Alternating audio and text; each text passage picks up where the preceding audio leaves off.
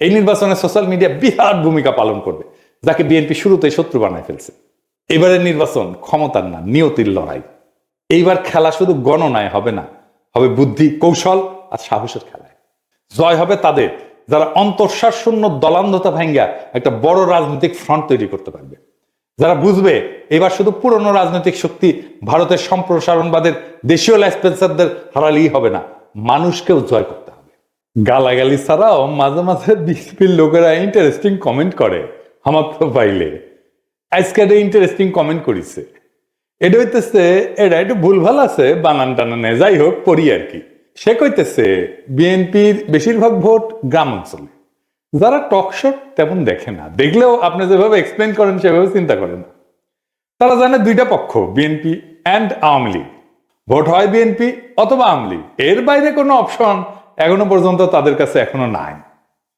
কর্মীদের মনোবল চাঙ্গা করার জন্য অনেক কিছু বলতে হয় দলগুলোকে, এগুলা নির্বাচনও করে দীর্ঘদিন ধরে, কিন্তু নির্বাচনটা ঠিক কিভাবে হয়, কেমনে জয় পরাজয় নির্ধারিত হয় তা নিয়ে জানা বুঝার অভাব যে এই দলগুলোর মধ্যে আছে, তাই মন্তব্য থেকে স্পষ্ট। তবে আজকের এপিসোড সকল রাজনৈতিক দলের জন্য একটা আই ওপেনার হবে, চক্ষু খুলে যাবে, চক্ষু মুইটা ঘুমায় ওরা। আজ এমন কিছু জানবেন যা এই রাজনৈতিক দলগুলো পুরা হিসাব নিকাশ পাল্টাই দিতে পারে। আমি এই কাজটা হাজিনা পর থেকে করতেছি, আজ যা দেখাবো তাই তো যে স্যাম্পল, ভাইবেন না আমি নির্বাচন নিয়ে সকল গুড় তত্ত্ব কইয়া দিতেছি। আজকে খুবই সামান্য কব, নির্বাচনে আসল খেলা পরে শুরু হবে, টের পাইবেন। আজ শুধু হালকার উপরে ঝাকসা দেখাবো, কোন এক্সটেন্টে এই কাজ যাইতে পারে সেটা বুঝতে পারবেন। আসেন আল্লাহর নামে শুরু করি। আপনারা জানেন কি যে সিলেট সদরে যেই দল জিতে সে দল সরকার গঠন করে।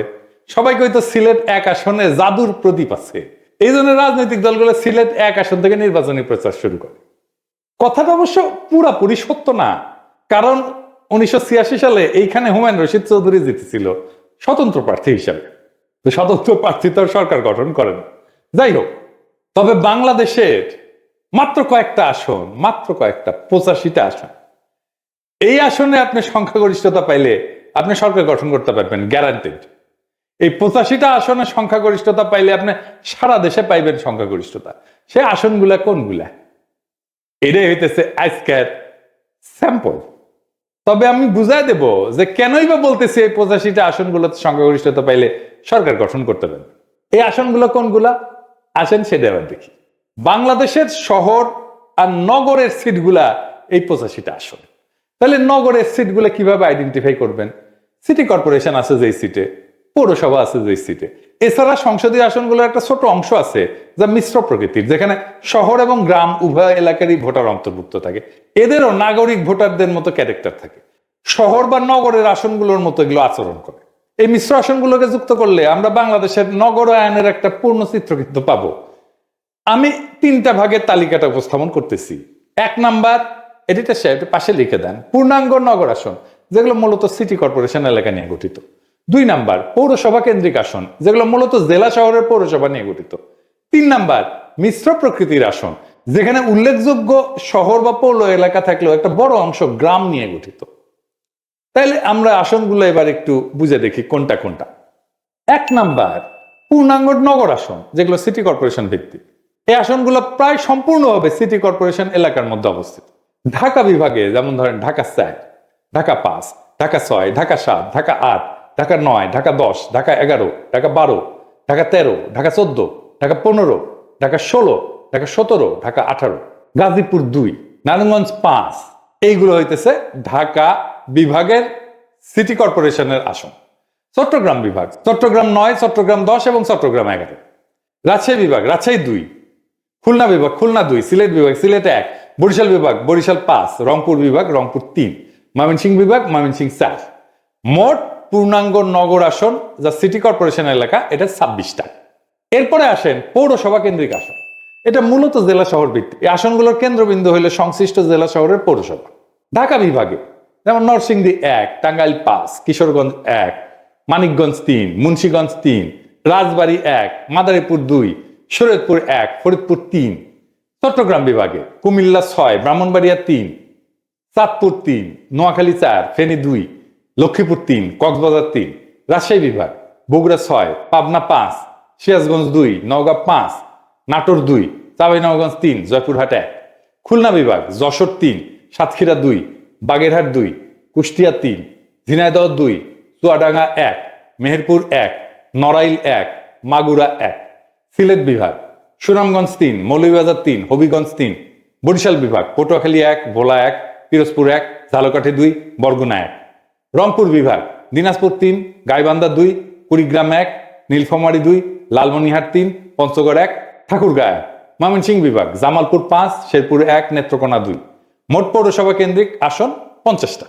মিশ্র প্রকৃতির আসন এটা খুব বেশি না, শহর এবং গ্রামের সমন্বয়। এই আসনগুলোতে গুরুত্বপূর্ণ পৌরসভা বা শহর এলাকা থাকলেও একটা বড় অংশ থাকে গ্রামীণ এলাকা নিয়ে গঠিত। ঢাকা বিভাগে যেমন ধরেন গাজীপুর 1 যেটা এটা কালিয়াকৈর পৌরসভা এবং গ্রামীণ এলাকা নিয়ে গঠিত। গাজীপুর 3 এটা শ্রীপুর পৌরসভা এবং গ্রামীণ এলাকা নিয়ে গঠিত। নরসিংদী 2 আসনটা পলাশ পৌরসভা এবং গ্রামীণ এলাকা নিয়ে গঠিত।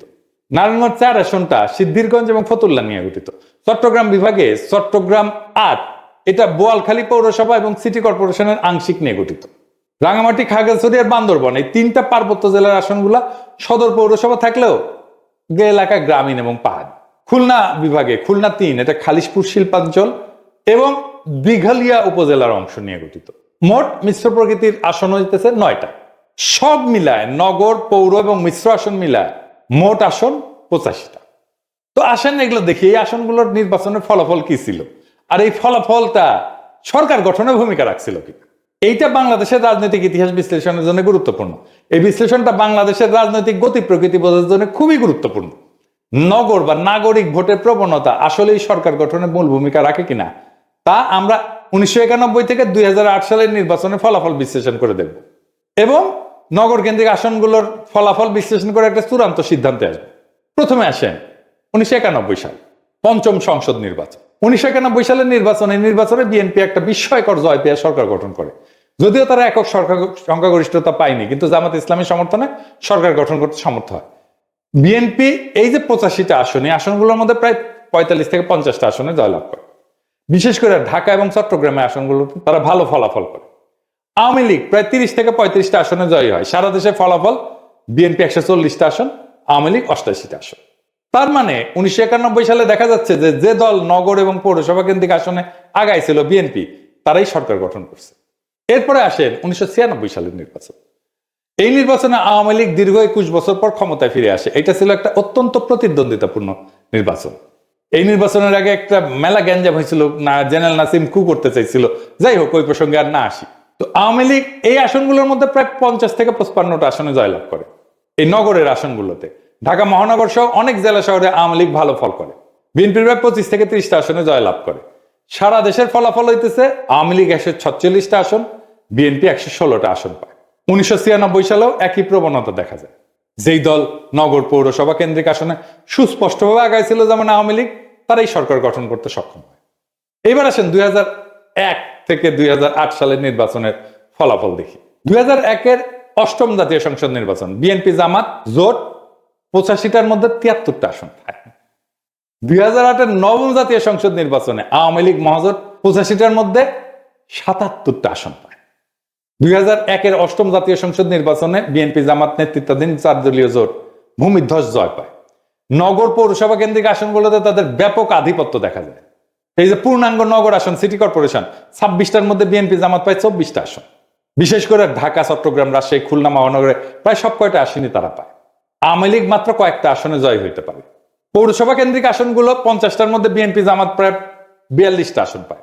দেশে প্রায় সকল জেলা শহরের আসনে তাদের প্রার্থীরা জয়লাভ করে। আওয়ামী লীগ প্রায় 8টা আসনে জয় হয়। মিশ্র প্রকৃতির আসন 9টার মধ্যে বিএনপি জামাত জোট পায় 7টা আসন, আর আওয়ামী লীগ প্রায় মাত্র 2টা। তার মানে নগর, আধানগর এলাকার ভোটাররা মূলত জামাত বিএনপি জোটকেই সমর্থন দিয়েছিল 2001 সালের নির্বাচনে। এটা ছিল আওয়ামী লীগের জন্য একটা বড় বিপর্যয়। 2008 সালের নির্বাচন, নবম জাতীয় সংসদ নির্বাচন।